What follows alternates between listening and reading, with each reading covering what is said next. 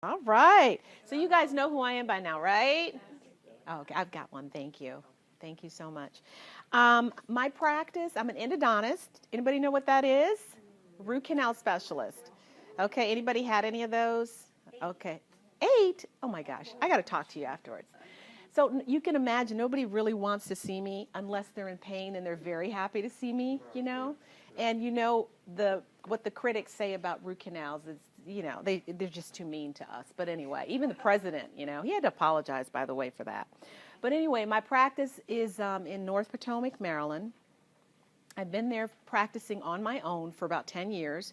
Prior to that, I was teaching at Howard University in Washington, D.C.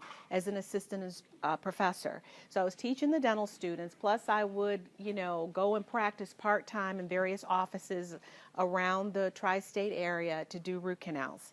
So my life was very hectic during that time. I moved to the area probably when I was 32 or something like that. I'm 53 now. And I was a mess. I'm going to tell you what a mess that I was in. I mean, I was so stressed out. I was working crazy hours from Howard 8 to 5 and then going and practicing part-time till about 8:30 at night. I was eating pasta wherever I could stop, and whatever was open, that was my dinner, and then I was going home and going to bed. And I was doing that time and time and time and time again. And you know as well as I do, you can do all these crazy things when you're in your 20s, maybe in your 30s, but you better start to pay attention in your 40s and 50s, you're going to get something. So I was on my way to a diagnosis I did not want to hear. But I kept doing that time and time again. I was in an environment, and your environment makes a difference too. The people that are around can be very toxic. So you've got environmental toxins and people can be toxic, right? So I had both of those things going on at Howard University. I was confined in a basement with no windows. Occasionally they would open the basement door and all these drills going, all that dust and all that stuff. So that's what I was in. That was the type of environment that I was in. I would eat the hospital food. It's really bad that the doctors who's there to help them, that's why they don't know anything. And I can say that because I'm one, and my sister is one, and her husband's one. But it's very sad that they know nothing about nutrition because they're eating all that bad food down there in the hospital, and they're stressed out trying to help other people. But anyway, my typical lunch would be, lasagna or whatever it is they were feeding, some wilted broccoli just to say I was, had a vegetable. And then I had the nerve to get that cake, the box cake, the yellow cake with the chocolate icing. Okay, so I'd eat that. And I'd immediately have to go up and take a nap before I went and helped these students do their procedures. I was exhausted. If I wanted to be nice, if I was going to be nice to them, I needed my nap. So this was a cycle. And so finally I said, you know what, I can't do this anymore. And I made a conscious decision, just like you are today, and I'm so proud of you. I'm going to give you a hand. Because you guys are here, and you know what? We're part of the revolution. Now you're part of the revolution because you're going to make changes and you're going to share, and we're just going to take the world over, and they're just going to do it, and they're going to take the responsibility that they need to take. So basically, what happened is I just kept getting worse and worse and worse and worse, and I didn't like the environment. So 9/11 came, and that was, that inset a lot of fear in everyone. And that was the year that I chose to say, you know what, no more, I'm done. I'm going to open my own practice, and other colleagues have done it, so can I. But, it was still the uncertainty, what's going to happen in the world, now that this catastrophic event had happened. But I did it. So I left. Opened up my own practice. It was just a different kind of stress. But still, certain symptoms were starting to manifest with me. I had been diagnosed with hypothyroidism. I had food allergies. I didn't really think I had food allergies as a kid, but when I go back and really think about it, I did. I had a lot of emotional issues, a lot of issues that I needed to deal with my mother, that forgiveness piece. I was, very irritable, very angry. My gosh, I had leaky gut syndrome. You guys heard of that? Okay, I'll explain that in a minute. I couldn't sleep, so I had insomnia.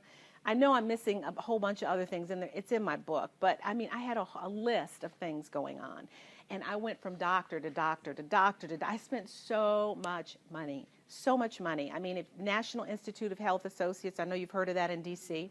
I have a chart over there this thick. I mean, it's that thick. I know every doctor over there. Some of them have left. So it was just an unsurmountable amount of money that I spent. But you know what? Nobody ever really talked to me about nutrition.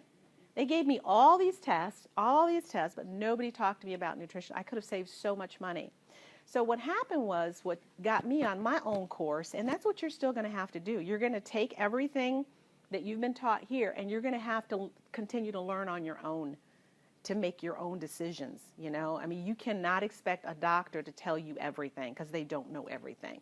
You have to do your own homework, and that's what I did. One day I was in my office, my receptionist said, I had gone over to Whole Foods and gotten some tofu. You know, I wasn't eating anything crazy, it was tofu, you know? And everything at Whole Foods is not good for you. I wasn't reading labels at that time. So I had this violent reaction, you know, my eyes just were itching, watering, red, oh, it was violent. And so my receptionist said, Dr. Davis, you know, maybe it's something you ate. And I said, well, all I ate was tofu. So that got me on my journey. I started looking that up, soy, genetically modified, all that stuff. So I'm like, okay, all right, I'm onto something here. It's my diet. So gradually, I began to change that. And I ended up going to school online at Integrative Nutrition of New York because I knew that I didn't have to get all these surgeries and all these things that the ophthalmologist was saying, because what would happen is that the pressure would get so bad in the back of my eye, you would think something ruptured back there, because it was like blood was like gushing like a fountain in my eye. You know, I don't want to look like I'm high going in there with my patients, like I've been partying. I mean, who wants to work on somebody like that? You think I'm a party girl, and I'm not, you know?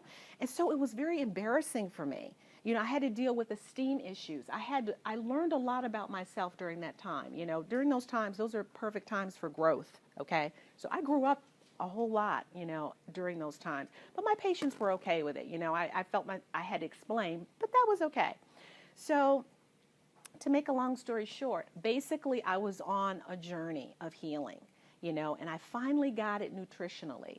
I'm 85% raw, and I'm 15%, I do grains, I do fish, you know, unless I prepare it.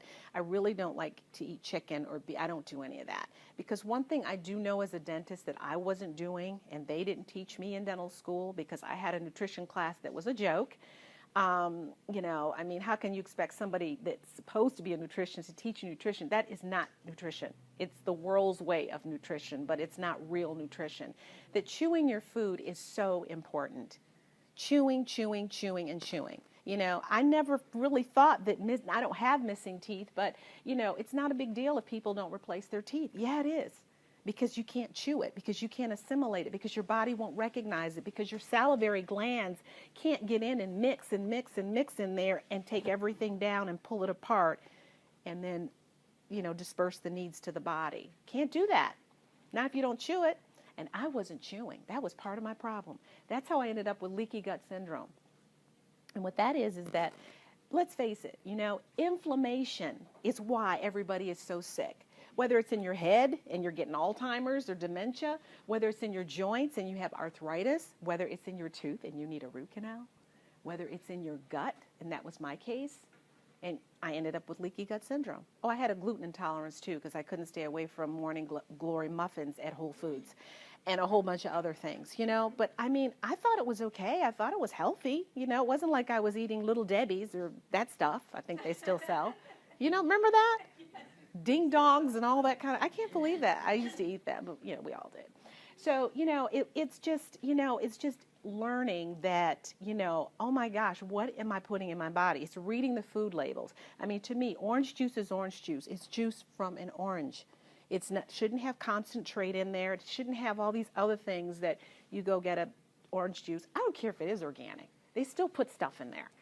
It should be juice from an orange. So I really started to being conscientious, and I noticed that healing took place.